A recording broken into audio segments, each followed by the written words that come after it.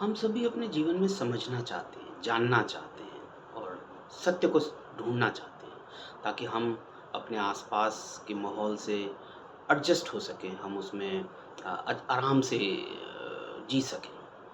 लेकिन कई बार हमसे गलतियाँ हो जाती हैं।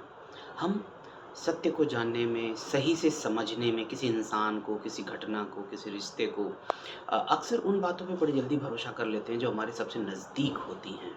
ऐसा करना गलत नहीं है, लेकिन कई बार ऐसा कर लेने की वजह से हम उन बातों को, उन तथ्यों को, उन उन उन जानकारियों को जानने में अधूरे रह जाते हैं जो हमसे हमारे आस-पास नहीं होती, लेकिन पूरी तरह से सही होती हैं, बल्कि उतनी ही सच होती हैं, उतनी ही सही होती हैं, जितना वो बातें सच होती हैं जो हमारे सबसे नज़दीक रहती हैं। अब चूँकि वो बातें, वो तथ्य, वो जानकारी जो हमसे थोड़ा-सा दूर हैं, जिनके ऊपर हमारा नज़र नहीं गया है और हम उनको इग्नोर कर देते हैं, और इसका सबसे बड़ा कारण होता है कि हम बहुत जल्दी ये मान लेते हैं कि जो बातें, जो इंसान, जो रिश्ता, जो घटनाएँ हमारे आस-पास हो रही हैं, वही अंतिम सत्य है, वही सबसे ज़्यादा सही है। लेकिन ऐसा नहीं है। जिन बातों पे आपका नज़र नहीं गया, जिन घटनाओं पे आपको घटनाओं के बारे में आपने सोचा नहीं, वो भी सही हो सकती हैं। और ऐसी स्थिति में अगर हम कोई फ़ैसला जल्दी से ले लेते हैं, तो हमारा ज्ञान, हमारी जानकारी अधूरी रह जाती है। ऐसा कैसे हो सकता है?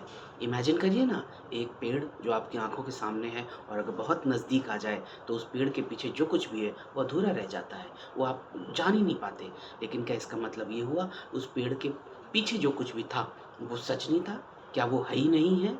लेकिन हमने भरोसा कर लिया कि जो हमारी आँखों के आगे, हमारी इंद्रियों के आगे अभी जो कुछ घटित हो रहा है, यही सही जानकारी है, यही अंतिम सत्य है, यही हमारा अधूरापन है।